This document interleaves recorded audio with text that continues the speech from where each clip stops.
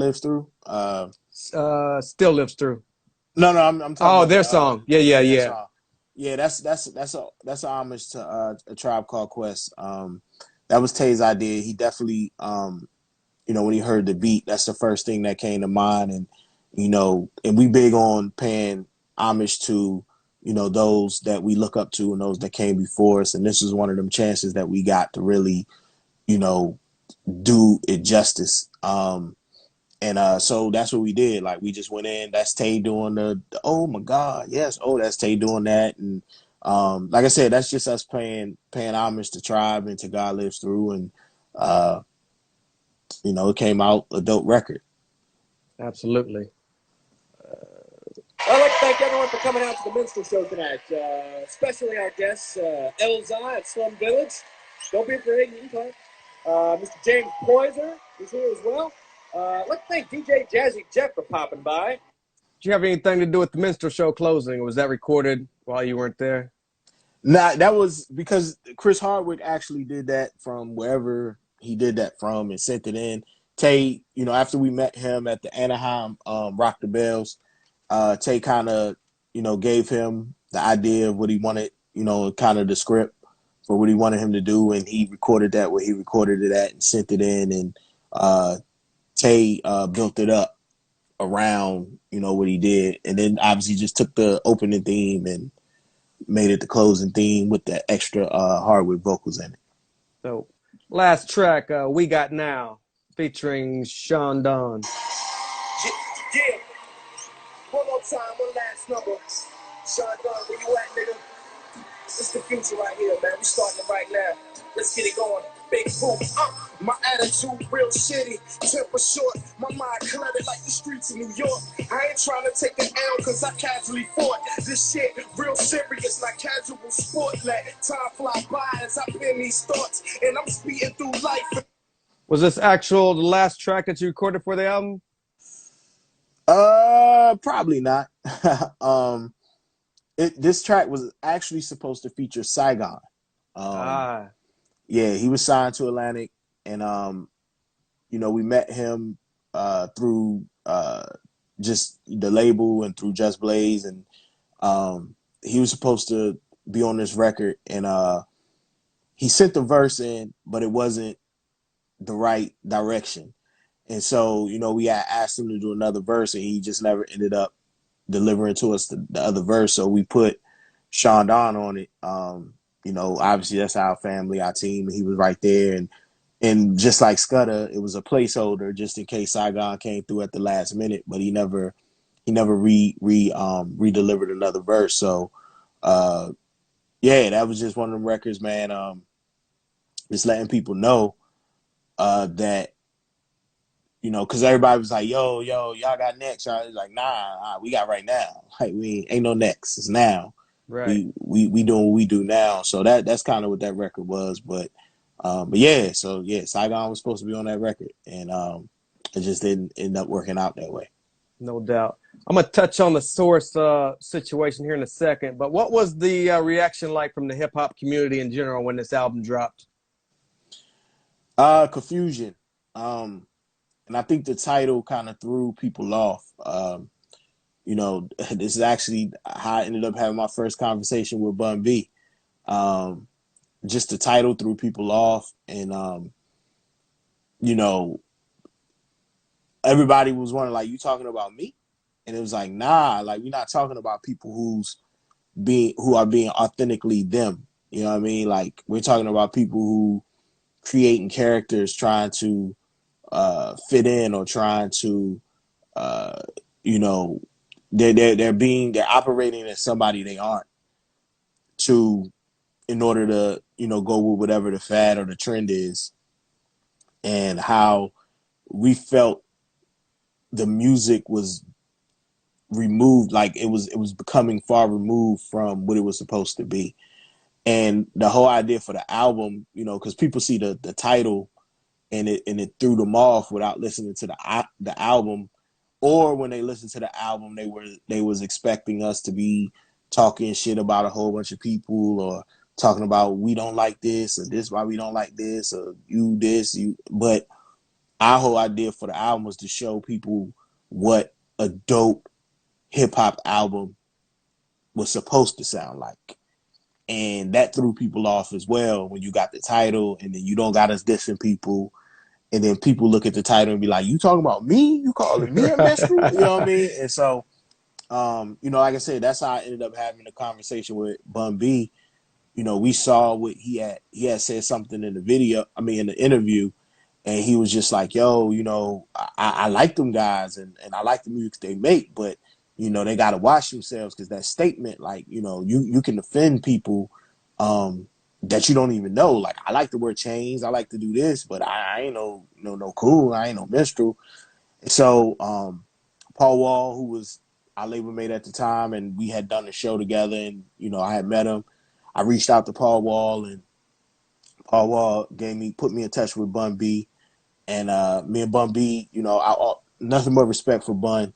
He called me fresh out the dentist chair, couldn't even hardly talk, to have a conversation, and I just explained to him, like, nah, man, we ain't talking about people like you. We ain't talking about, people who this is who they truly are. Like, we just talking about all them people just fronting the role, trying to be down or trying to be on.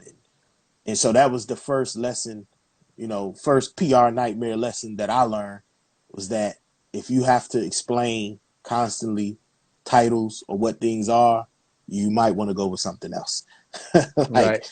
And that was the thing. Because, the Minstrel Show wasn't even the name of the album we didn't even really want to call it that. Like, we just knew that the title we really wanted to call it, we was never in a million years going to be able to call it, being this was our first album on a major label. And we wanted to call it Nigga Music.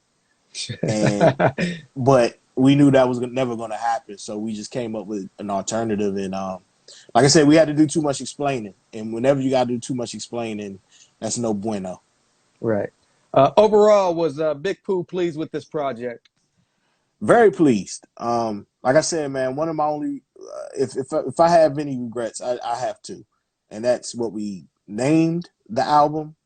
And not having Dilla not pushing hard enough to have Dilla on the album. But outside of that, man, I think this album was everything it was supposed to be. Even though I hated the fact we got into it and didn't record for a month, that month turned into me stepping up, and that turned into Beautiful Morning, Slow It Down, and Hiding Place. You know what I mean? So just everything happens for a reason. And like I said, my only two regrets were them two things. Right. Can we go back a little bit to the controversial Source magazine rating? I guess Josh Ratcliffe wanted to give the album 4.5, but Benzino and Dave Mays wanted it to go down to 4 without listening to the album. Is that the story you got? Yeah, man, that was the Dave Mays Benzino era at the Source, and the whole thing about it was, who are these guys to be getting this high? Because let's be honest, if you got a 4.5 in the Source at that time, that was damn near like getting a 5. You know what I mean? Like, and so for them, they were just like, yo, who are these dudes? We don't know who they are. They aren't super popular. They aren't, superstars. Why the hell are they getting 4.5 mics? You know what I mean? Like, and so they bumped it down, and the word got out, and niggas started raising hell, and then so we got that other half of mic back. But that was when, like I said, that was 05.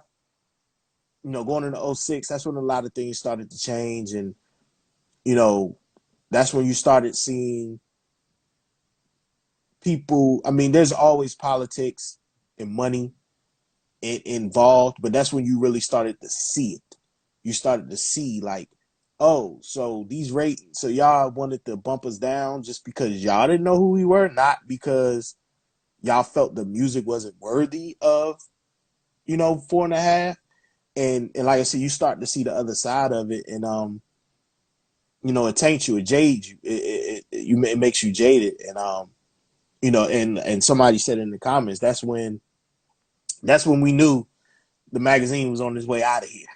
Like, when you start, jumping in and making them type of editorial decisions without knowledge, that's when you know what it's all about. And and it was happening before then, but really after that, that's when all the energy and the power that the Source had went out the window. Like it used to be hip hop's Bible, Right. literally.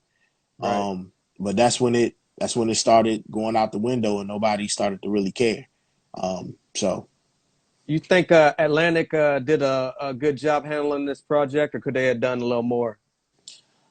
they could have done more, but I think the problem with us was always, we was at the forefront of, the internet era, the blog era, and they just didn't know what to do with us. Like, just period. I think Knife said this like when he ended up running into Julie Greenwald, um, like years later, and she was like, "Yo, we just really didn't know what to do with y'all." And that just we knew, we could tell it then when we were there. Like we weren't flashy, we weren't, we didn't come in demanding everybody to treat us like kings, and we were just down to earth, blue collar, cats, and we just cared about the music, and we were a touring group, and we got our start really online. Like that's before, record labels were still fighting, Napster and LimeWire and all that. And then it didn't sound like anything that was out. So they Right. really didn't know what to do with us. And it showed. And it ended up turning out like it turned out. What do you think it is about this particular album that's kept fans talking and playing it and loving it over the past 15 years? Nostalgia. For a lot of people, this was their introduction to Little Brother. They had to go back and listen to the listening after we were discovered. They discovered us with the Minstrel Show. I mean, for nothing else, you know, I always say, man, for nothing else, man, Atlantic allowed us total creative freedom. Atlantic allowed us to, somebody's killing my doorbell. Atlantic allowed us, creative freedom. Um, when we said we wanted to put an album out, at a certain time, they said, cool, y'all can put the album out. And they didn't hold us back. They didn't, prevent us from doing anything we wanted to do. So I definitely always, give them respect for that. But it's just one of them things, man. Like I said, what was it? I done got off. My doorbell was ringing. I done got off on tangent. What Oh, was it? it Was was the just original? what about the album that has kept the fans? Oh yeah, I got you. Oh yeah, but like I said, at the end of the day, nostalgia, man. You know, this marks a certain period in a lot of people's lives. Whether it was them transitioning to adulthood, or you know, getting them through a certain time in their life that they needed something to hold on to get them through that time, or people not liking where music was at the time, and then we come and provide an alternative to them. So I think, and not saying that the album isn't a great album, but I just think, you hold on to what you're nostalgic about, and Right. you hold on to things that mark certain memories or time periods in your life, and I believe this is just really one of them albums that does that for a lot of people in a lot of different ways. No doubt. Once again, I'd like to thank you for joining us this afternoon and congratulations on this album, 15 years. Thank you, I Um, appreciate it. you guys dropped May the Lord Watch in 2019. What's next for Lil Brother and what's next for Big Pooh, the solo artist? For as far as Little Brother's concerned, we're still trying to figure it out, man. The pandemic kind of came and shut down, us finishing out, our running our lap around the world, for May the Lord Watch. So, we just kind of trying to figure out what we want to do next. But, until then, you'll definitely catch us on different records. We've definitely done some features for, a couple cats artists that we're working with. Um, you know, for me personally, I'm about to step back into the lab finally getting that itch and that inspiration again.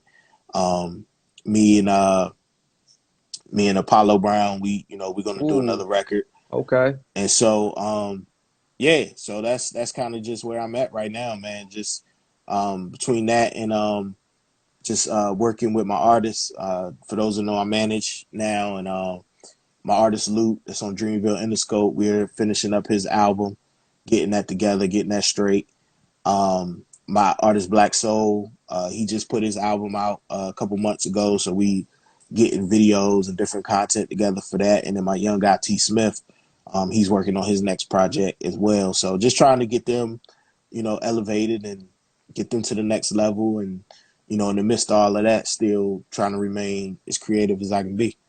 Absolutely. It's been a wonderful interview. Thank you so much. Can you let the viewers know where we can keep up with you social media wise? Definitely. Man, Rapper Big Pooh on Instagram, Rapper Big Pooh on Twitter, and that's the only places I really be. And then you can always go to littlebrothernc.com and check us out there. Thank you so much. This has been episode 86, special 15th anniversary interview with rapper Big Pooh, and we're out of here. Thank you so much for the opportunity. Thank y'all, man. Peace. Salute.